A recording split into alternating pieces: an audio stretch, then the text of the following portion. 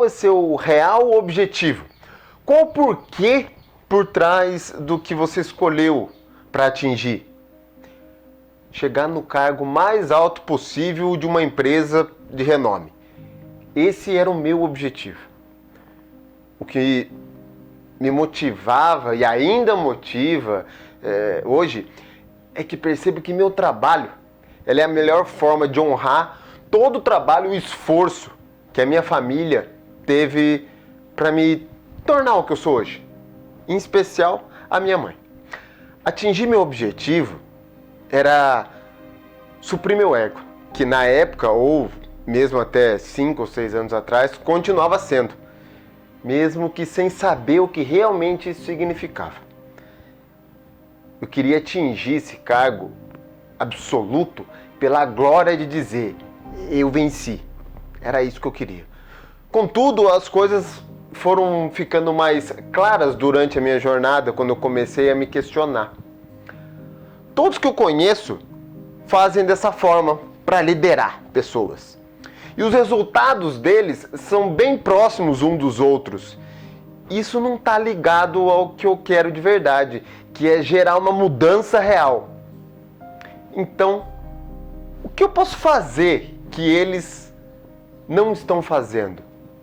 Percebi e continuo percebendo cada vez mais que o verdadeiro valor do meu objetivo não era o posto mais alto em si, mas as histórias que me conduziram até lá, até esse posto. E essas histórias estão relacionadas às pessoas que deliberadamente eu decidi apoiar, ajudar e desenvolver dentro dessa minha jornada. Portanto, novamente eu pergunto, agora para você, qual é seu real objetivo? Qual o porquê por trás do que você escolheu para atingir? E agora eu tenho a minha resposta mais clara. Meu objetivo é de ajudar líderes a terem claro que a conexão sincera de desenvolvimento da pessoa é o caminho mais valioso para fazer com que um time seja um time de verdade e cresça. O porquê por trás de tudo isso? É minha forma de contribuir para uma sociedade mais humanizada, onde as relações humanas estão alinhadas com o desejo de ajudar o próximo a ser o melhor que ele pode ser, e não melhor do que o outro. Eu encontrei um meio de fazer isso, que se tivesse acesso lá no início, poderia ter alimentado ainda mais o meu propósito. E é por isso que eu penso que entregar essa experiência é de grande valor. Porque se eu atingir pessoas que estão vivendo o momento que eu vivi anos atrás, eu vou estar aumentando exponencialmente as chances de concretizar esse meu porquê. E como é afinal esse meio que descobri para fazer com que equipes ajam realmente como equipes e cresçam, cada dia mais evoluindo de forma íntegra? A ideia de que a equipe reflete o que a liderança expõe é real e cientificamente comprovada pelos estudos de neurônio espelho. Resumidamente, essa teoria, ela diz que a gente tende a repetir a forma de viver das pessoas que a gente costuma conviver com mais frequência, óbvio. Isso tudo surgiu em um teste de um estímulo que ainda usavam macacos para fazer esse estudo. E o mais interessante é que tudo isso foi descoberto por acaso, porque o estudo ele se tratava de um outro assunto, era por outro objetivo. O ponto é que foi descoberto posteriormente que o neurônio espelho ele é responsável por nos fazer aprender algo apenas observando, imitando ou até mesmo imaginando algo sendo feito.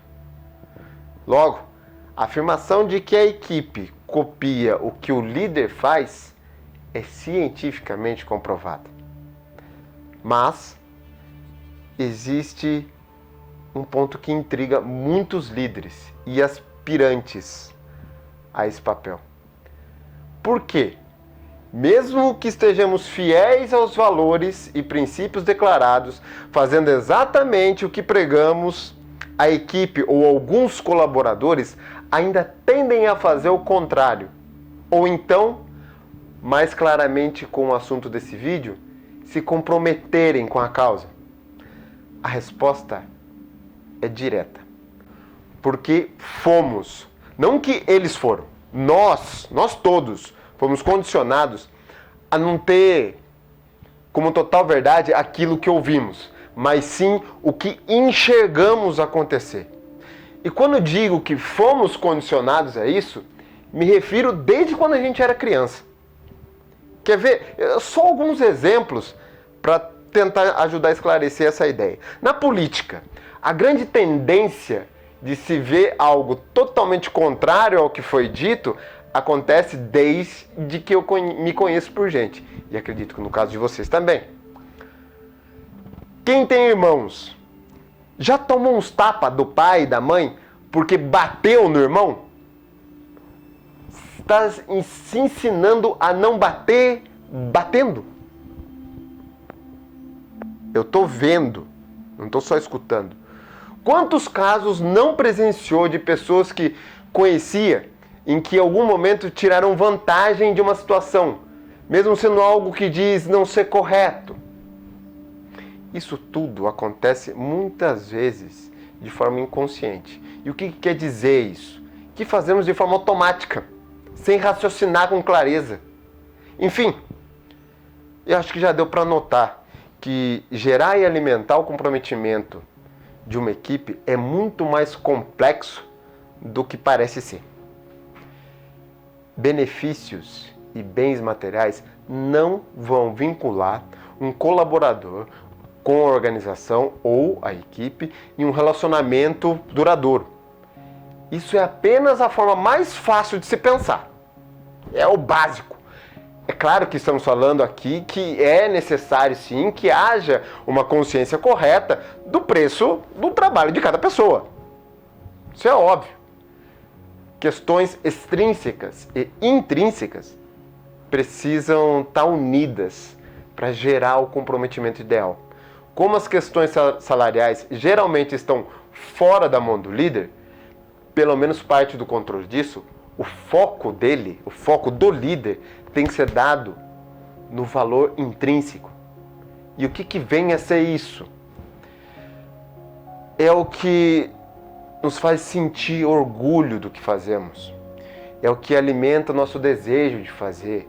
É o pertencimento que a empresa ou a equipe promove para seu colaborador, que o faz querer ficar e fazer parte de toda aquela história. O que se aprende geralmente sobre liderança está ligado a fatores extrínsecos, ou seja, questões de administração, como criação e implantação de processos, regras e sanções que diariamente são reforçados. Fazer apenas isso é como construir uma puta de uma casa maravilhosa sem uma fundação forte, o suficiente para suportar, por exemplo, as variações do tempo.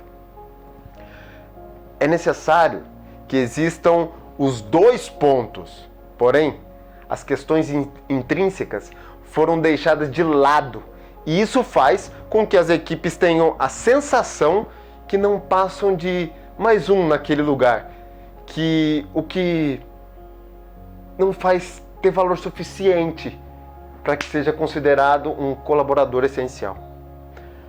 O líder que incentiva o pensamento de significância para o colaborador tem a tendência a construir uma equipe sadia, que luta em defender uma causa, que vai além do seu dia 15, do seu dia 30. É claro que existem aqueles que vão ser muito mais desafiadores que outros. E é completamente natural. O líder que segue um propósito tem em mente as seguintes regras para tomar uma decisão sobre esse tipo de colaborador que é mais difícil. O colaborador em questão, ele se permite ser ajudado? Se pergunte, eu já fiz o máximo que podia com as minhas competências próprias e os recursos que a empresa tem para trazer clareza para esse colaborador do que ele está fazendo e do que ele precisa fazer? Qual a consequência para o time em manter esse colaborador com indisponibilidade de se comprometer consigo e com a equipe? Nesse momento você já vai saber o que fazer. Lembre-se que a ideia de que quem não ajuda não atrapalha não quer dizer que se ficar ali no canto dela sem gerar tumulto ou discórdia, já vai estar ajudando pelo fato de não estar atrapalhando. Veja bem, dentro do barco, se você não faz nada, mesmo que fique em silêncio, você já vai estar atrapalhando, simplesmente pelo peso extra que você está causando para o resto da embarcação, para o resto da tripulação. Voltando à questão de como gerar valor intrínseco ou comprometimento da equipe. O primeiro passo que você pode dar é, indiscutivelmente, o líder criar a transformação em si próprio. Como já dito sobre o neurônio espelho, você vai incentivar uma equipe a fazer algo valioso a partir do momento que você fizer o que você prega. O trabalho de comprometimento deve se iniciar dentro de você. Então, você pode me dizer o seguinte: Elmer, já sou mais que comprometido com a empresa. Meu nome é trabalho e meu sobrenome é hora extra. Aí, eu tenho uma pergunta para te fazer. Sua equipe tem comprometimento a ponto de demonstrar isso nos resultados? Se a resposta não, aliás, se a resposta não for um sonoro sim, você tiver alguma dúvida, talvez é um sinal que você pode ser feita uma melhor autoavaliação aí. E se lembre, esses resultados têm que estar repercutindo para a empresa e não apenas para a equipe, com seus indicadores individuais. Um time não vence tendo apenas a defesa ou o ataque bom. Para que você não seja o pai que ensina para o filho não bater no irmão, batendo nele, você precisa de algo talvez como um feedback 360. Convido você a fazer essa avaliação nesse momento, mas de uma forma um pouco diferente da qual talvez você conheça. O feedback 360 que eu vou fazer com você nesse momento aqui é para provocar você a se dividir, para que você possa ver você mesmo como espectador. Imaginando que você sentou, por exemplo, para ver o filme lá da sua vida, com base nos acontecimentos e experiências que você já tem. Ou seja, vai ser um feedback 360 projetivo. Portanto, para começar, a primeira pergunta disso é: como você acredita que seus colegas de trabalho, na mesma linha da hierarquia que você, o percebem, o veem, o notam em questões profissionais? Pensando talvez em 2 ou 3 pessoas, escreva o nome deles e o que cada um diria sobre os adjetivos ou os comentários que eles fariam sobre você. Segunda, nessa mesma linha de raciocínio, como você acredita que as pessoas ou outras, mais que ainda sejam do seu círculo profissional, o veem no seu relacionamento pessoal? Terceira, qual é o nome do seu gestor, gerente, supervisor ou seus superiores?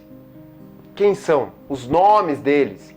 E o que você acredita que eles pensam ao seu respeito em questões profissionais? Se você puder, tente escrever sobre cada uma das pessoas que você colocar. Quarta, você tem acesso total a esses superiores? O que convido você a pensar é qual o grau do nível de acesso pessoal que você tem com eles. Quinto, olhando para os colaboradores da sua equipe que estão sob seus cuidados e os demais de outras equipes em outro nível, um pouco abaixo na hierarquia, falando assim, como você acredita que essas pessoas enxergam você? Quais os nomes delas? Sexto, se referindo ainda a seus subordinados e demais colaboradores abaixo, que estão um pouco abaixo do nível hierárquico, qual a disponibilidade de relacionamento, não profissional, mas agora pessoal, que você acredita que você tem com eles? Quais os principais nomes que você pode citar? 7. Como uma criança te descreveria? Filhos, filhas, sobrinhos, sobrinhas, primos, primas, etc. Como pessoa. Quais seriam os nomes dessas crianças? E o que cada uma delas diria especificamente a respeito de você? 8. Referente a seus pais ou aqueles que te criaram, como você acredita que eles enxergam você na perspectiva profissional? O que eles diriam para fazer melhor ou diferente nesta área? A 9. E se tratando das questões familiares, como você acredita que eles te enxergam? O que eles diriam que você poderia fazer de diferente ou melhor? Se fizer mais sentido. A 10. Dentro do seu relacionamento afetivo, como você acredita que seu parceiro ou parceira te enxerga pela perspectiva profissional? E caso você seja sozinho, como você mesmo se vê por essa perspectiva? 11. Dentro do seu relacionamento afetivo, como que você acredita que seu parceiro ou parceira te enxerga agora por uma perspectiva mais pessoal, familiar? E caso você seja sozinho, como que você se vê por essa perspectiva? 12. No seu dia a dia, como tem sido o seu relacionamento com as outras pessoas? Qual é o feedback dos últimos dias ou semanas que você se daria no seu relacionamento com as pessoas que você mais convive? 13. Como você acredita que as pessoas que convivem com você têm visto a forma que você tem as tratado? 14. Na melhor das hipóteses ou alternativas que você tem, como você gostaria que as pessoas que convivem com você te vissem pela perspectiva profissional e pessoal? E de uma maneira geral, na 15ª, qual o ponto em você, após essa pequena avaliação que a gente fez, você acredita que precisa melhorar para se tornar uma pessoa mais comprometida, fazendo aquilo que realmente fala? Claro que essa avaliação foi uma forma mais resumida de se aprimorar a sua perspectiva sobre você mesmo. O caminho do autoconhecimento ele é longo e digo até que é infinito. Contudo, após você ter um certo nível de conhecimento sobre você mesmo, suas atitudes e visões de mundo, tudo começa a passar a mudar e se modificar. E com isso, o controle dos seus resultados começam a aumentar. Pela linha de raciocínio que eu estou dizendo aqui para você, resumidamente, você precisa fazer o quê? Ver se isso te faz sentido. Ser congruente com aquilo que você prega na sua equipe e faz perante a sua equipe. E o modo de fazer com que essa congruência exista é através de autoconhecimento. É o primeiro passo, é o básico para você criar um desenvolvimento.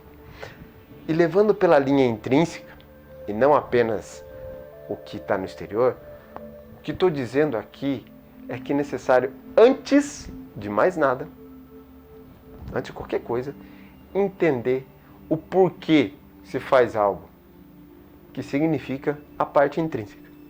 Para daí então se compreender o como e o que fazer, que é a parte externa, a extrínseca.